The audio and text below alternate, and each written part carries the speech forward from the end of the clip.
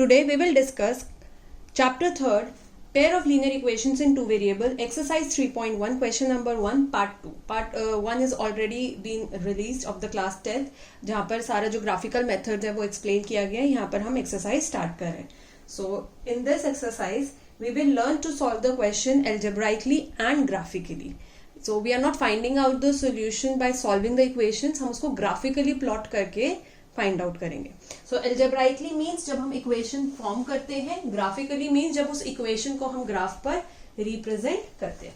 So let's start with the question. Aftab tales his daughter 7 years ago.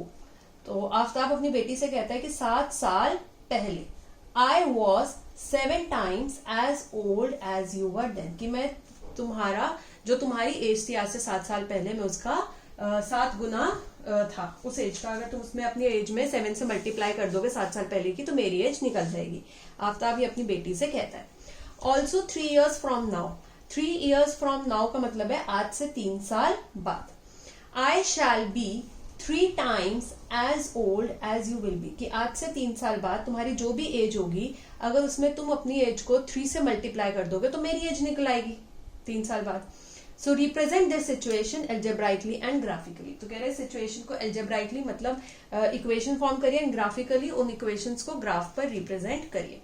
So like this type of questions जो हमारे होते हैं, इसमें एक चीज क्या है, these are mostly language based question. तो आपको ये चीज देखना है कि अगर नहीं समझ में आता है, तो जैसे 7 years ago आई वॉज, तो अगो वॉज ये सारे हमारे पास्ट टेंस के लिए यूज होते हैं.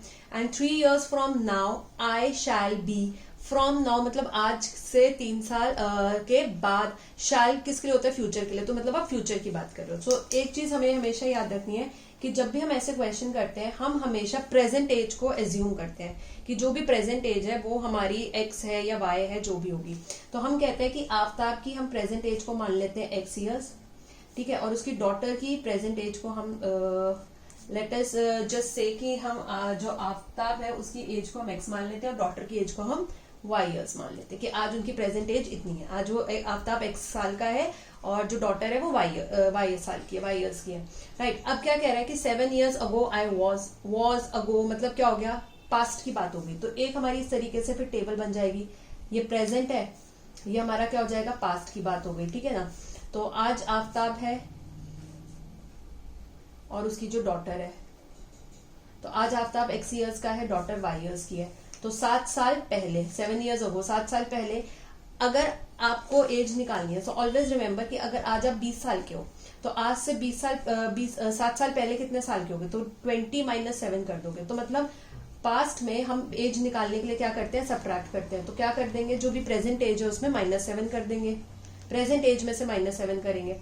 और अगर मुझे फ्यूचर एज निकालनी है, आज मैं 20 साल की हूँ और मैं आज से 5 साल बाद कितनी होंगी, फ्यूचर की एज निकालनी है, तो क्या कर देंगे? +5. तो यहाँ पर हम फ्यूचर पे आते हैं. तो पास्ट में हम प्रेजेंट एज में से हमेशा माइनस करते हैं, फ्यूचर में हम हमेशा ऐड करते हैं. तो फ्यूचर हमें कितना दे दिया कि 3 years ago. तो 3 years फ्रॉम नाउ आई शैल. तो फ्रॉम नाउ शैल फ्यूचर की बात कर रहा है, तो यानी कि प्रेजेंट एज में +3 कर दिया दोनों की. ठीक है ना. तो हम जो भी करते हैं वो प्रेजेंट एज के बेसिस पे करते हैं.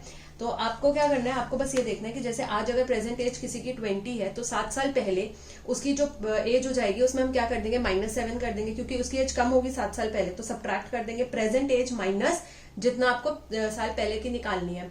अगर मैं आज की एज में से फ्यूचर की एज निकालती हूँ कि आज से 5 साल बाद में कितने साल की होंगी, कि मुझे अपनी फ्यूचर एज निकालनी है, तो हम क्या कर देंगे? 20 + 5 कर देंगे, क्योंकि मैं बड़ी हो जाऊंगी. फ्यूचर में तो मेरी एज बढ़ जाएगी ना, तो +5 करेंगे. किसमें? प्रेजेंट एज प्लस हम कितने साल आगे अपनी एज निकाल रहे हैं. तो सिमिलरली यहाँ पर भी वही हम कॉन्सेप्ट लगाते हैं. तो इस तरीके से हमारी एक टैबुलर फॉर्म हो जाएगा. तो सबसे पहले हम ये कहेंगे, let the present age of Aftab be x years. Let the present age of daughter be y years. की प्रेजेंट एज आफ्ताब की कितनी होगी? x year. डॉटर की कितनी होगी? y years हो गई. राइट. फिर हमने क्या बनानी है? अपनी एक टेबल बना लेंगे इस तरीके से, present, past and then future. इस तरीके से आप बना लीजिए अपनी टेबल, प्रेजेंट, पास्ट और फ्यूचर. और यहाँ पर हम नाम लिख देंगे आफ्ताब और डॉटर। तो प्रेजेंट एज आफ्ताब की है x ईयर्स, डॉटर की है y ईयर्स। पास्ट कितना जा रहा है हमारे पास 7 साल पहले, तो -7 करना है प्रेजेंट एज में से, तो x -7 एंड y -7। फ्यूचर कितना है +3 की बात कर रहा है, 3 साल बाद की बात कर रहा है, तो +3 हो जाएगा, x +3 y +3, तो दोनों ही प्रेजेंट में होगा जो भी होगा, राइट। अब हम इसमें रिलेशन फॉर्म करते हैं कि क्या कह रहा है। आफ्ताब टेल्स हिज डॉटर 7 साल पहले आई वॉज, कि आफ्ताब एज 7 years ago, ठीक है। तो कह रहा है कि मेरी जो 7 साल पहले की एज थी, अब आफ्ताब की 7 साल पहले की एज कितनी थी, x -7। I was 7 times as old as you were then, तो कह रहा है कि या तो तुम मेरी जो भी आज की एज है उसमें से -7 कर दो तो भी मेरी एज निकल जाएगी, या फिर तुम अपनी एज में से जो डॉटर की एज है कौन सी 7 years ago वाली, उसमें क्या कर दो 7 times कर दो, 7 times मत कर दो मतलब 7 से मल्टीप्लाई कर दो, तो भी किसकी एज निकलेगी, मेरी एज निकलेगी। मतलब ये भी आफ्ताब की एज निकल रही है, ये भी आफ्ताब की एज निकल रही है, तो अगर दोनों ही आफ्ताब की एज निकल रही है तो क्या हो जाएंगी, बराबर ही होंगी, क्योंकि 7 साल पहले की एज निकल रही है दोनों की, ठीक है ना। हम क्या कह रहे हैं कि आफ्ताब कह रहा है कि आज से 7 साल पहले जो मेरी एज थी कितनी थी, x -7, कहता है कि ये मेरी एज है। कहता है अगर आज से 7 साल पहले जो मेरी डॉटर की एज है, जो डॉटर की एज आज से 7 साल पहले कितनी है, y -7, उसको 7 से मल्टीप्लाई कर दो, मतलब इंटू 7 कर दो, तो भी मेरी एज निकल के आ जाएगी, 7 साल पुरानी एज निकल के आ जाएगी। तो यानी कि ये दोनों आफ्ताब की एज ही निकल के आएंगी, तो इसीलिए दोनों इक्वल हो गई। So it will be x -7 equals to y 7 into y -7। Now x -7 y 7 multiply करेगा y से, तो 7 इंटू y 7y माइनस 7 7 49। अब x और y को एक साइड पे रखना है हमें, और विदाउट वेरिएबल वाले नंबर्स को एक साइड पे कर देंगे, तो प्लस y इधर आके x के पास क्या हो जाएगा, -y, so it will be x equals to -7y, and -7 -49 के पास चला जाएगा, तो -49 तो राइट का राइट पे ही है, तो that will be in -7 left से राइट पे आके क्या हो जाएगा, plus, so -49 + 7 will be -42, minus plus is minus, subtract हो जाएगा, बड़े नंबर का साइन आ जाएगा, तो x -7y। So this is the first equation that we have, x -7y equals to -42। ये हमारी पहली इक्वेशन है। नेक्स्ट इक्वेशन देखेंगे क्या रिलेशन दिया नेक्स्ट इक्वेशन में, कि also 3 years from now I shall be, Aftab कह रहे हैं कि आज से 3 साल बाद, सो आफ्ताब एज आफ्टर 3 years, ठीक है। कितनी दे दी हमें, x +3, कि आफ्ताब की आज से 3 साल बाद कितनी एज हो जाएगी, x +3, और डॉटर की कितनी हो जाएगी, y +3, तो ये दे दिया।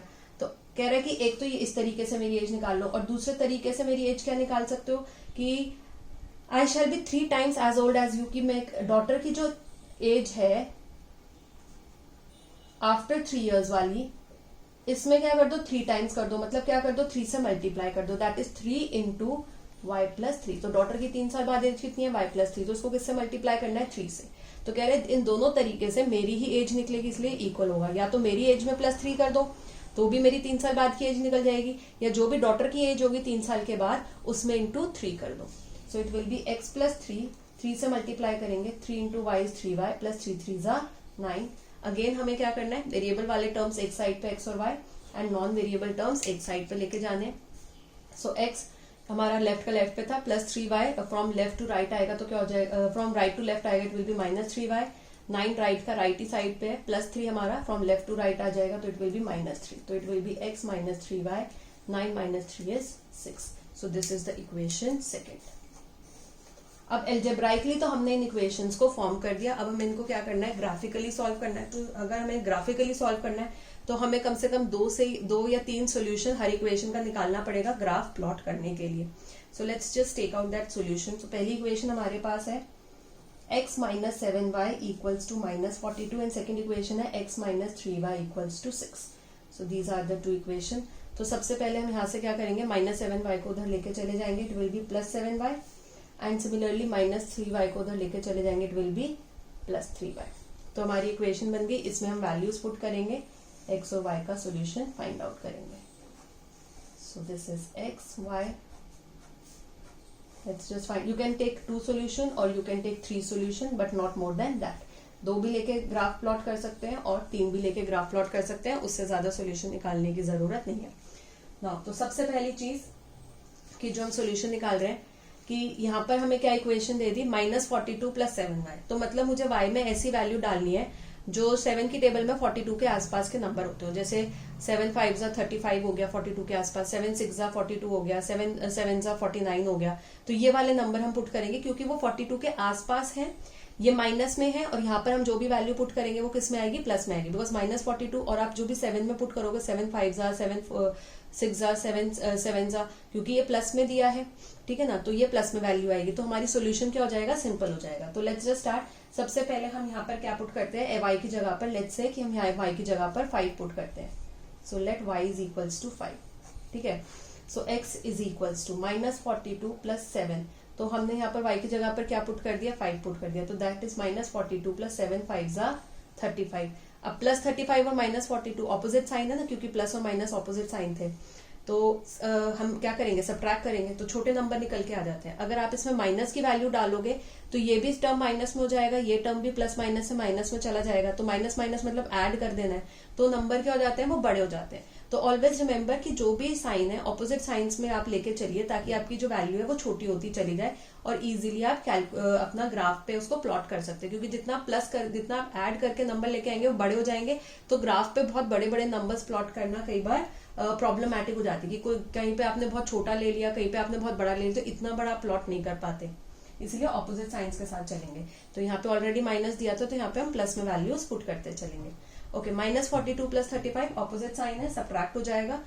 सब्ट्रैक्ट होगा तो हमारे पास यहाँ पर कितना आएगा, 7, और बड़ा नंबर किस में है, माइनस में। तो x की वैल्यू कितनी आ गई, -7 यहाँ पर आ गई। नाउ लेट, अब हम यहाँ पर y को 6 ले लेते हैं। Let's take y is equals to 6। मैंने कहा था ना हमें 42 के आसपास ही लेना है, जो भी लेना है, कि 7 की टेबल में 42 के आसपास कौन से आते हैं, 7 5 7 6 7 7 एंड 7 8 यही नंबर आते हैं।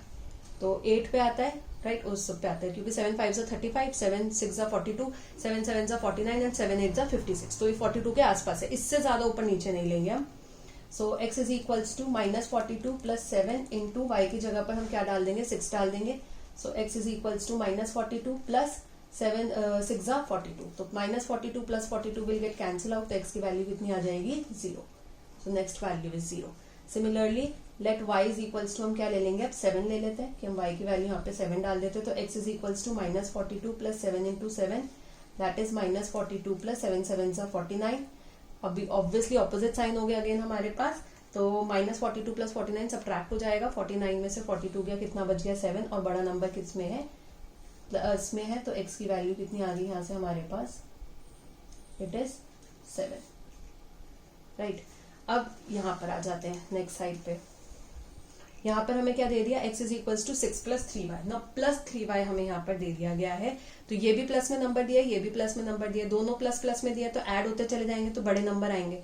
तो इसीलिए हम y की वैल्यू अब कैसी डालनी स्टार्ट कर देंगे, माइनस में, ताकि जो 6 है ये तो पॉजिटिव रहे और ये यहाँ पर माइनस वैल्यू डालने से ये नेगेटिव में चेंज हो जाए, तो प्लस माइनस सब्ट्रैक्ट हो जाएगा। सो सबसे पहले हम कह देते हैं let y equals to, let's just say कि हम y को -1 डाल रहे हैं, नेगेटिव डाल रहे हैं यहाँ पर y। So x is equals to 6 + 3 into -1, right? So 6 + -3 1 = 3। अब देखो 6 - 3 कितना आ गया, 3 आ गया, तो x की वैल्यू कितनी हो गई, 3। तो इस तरीके से ये पॉजिटिव में रहेगा और ये माइनस डालने से नेगेटिव में चेंज हो जाएगा, तो अपने आप हमारे यहाँ पे छोटे नंबर्स ही रहेंगे। सिमिलरली नेक्स्ट हम यहाँ पर अगेन नेगेटिव में डालते हैं। लेट्स जस्ट पुट यहाँ पर -2। So x is equals, y is equals to -2 डाल देते हैं। तो x is equals to 6 + 3 into -2, तो 6 + माइनस इज माइनस, 3 2 = 6, कैंसिल हो गया, तो x की वैल्यू यहाँ पर कितनी आ गई, 0 आ गई। नाउ सिमिलरली अब हम यहाँ पर क्या डालते हैं, यहाँ पर हम डाल देते हैं -2, सॉरी -2 तो हम डाल चुके। लेट्स जस्ट पुट कि हम यहाँ पर y की जगह पर 0 पुट कर देते हैं, राइट। लेट्स जस्ट पुट 0 है y की जगह पर, तो y is equals to 0।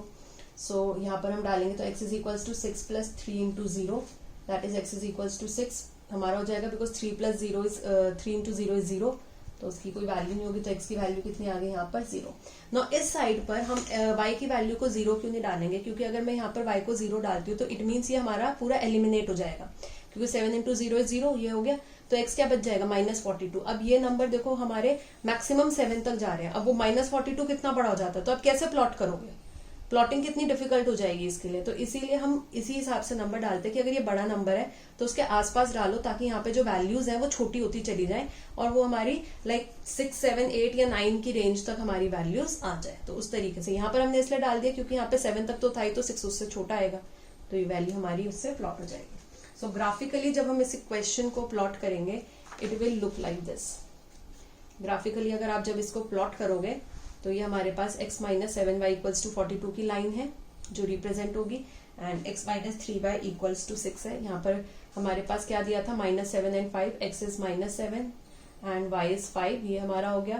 Then x is 0 and y is 6, तो ये हो गया x is 0, y is 6 this point. Then 7 and 7, तो हमारे पास ये हो गया 7x भी हो गया और y भी 7 हो गया।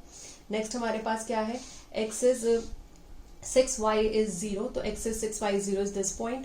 Then x is 3 and y is -1, x 3 और y -1 है, नेगेटिव साइड पे है y, तो ये हो गया हमारा। And then x is 0 and y is -2 this point. अगर आप ये देखेंगे तो ये दोनों लाइन एक दूसरे की तरफ पे झुक रही हैं, तो इट मीन्स ये इंटरसेक्टिंग लाइन्स होंगी। वो बात अलग है कि हमारे ग्राफिकली हम उसको नहीं दिखा पा रहे हैं, but this will be intersecting line, किसी एक पॉइंट पे ये इंटरसेक्ट करेंगे और इसका कोई एक प्रॉपर सोल्यूशन निकल कर सामने आएगा। बट क्योंकि उन्होंने सोल्यूशन नहीं मांगा, सिर्फ ये कहा है कि एल्जेब्राइकली और ग्राफिकली उसको आप रिप्रेजेंट करिए, तो हमने उसको एल्जेब्राइकली और ग्राफिकली रिप्रेजेंट किया है। So this is how you will represent this question. अगर आपको ये वीडियो अच्छी लगी हो please do like, share and comment in the comment section below. और अगर अभी तक आपने हमारा चैनल सब्सक्राइब नहीं किया please do subscribe the channel and press the bell icon, so that जब भी हम न्यू वीडियो पोस्ट करेंगे उसका अपडेट आपके पास आ जाएगा। Thank you so much.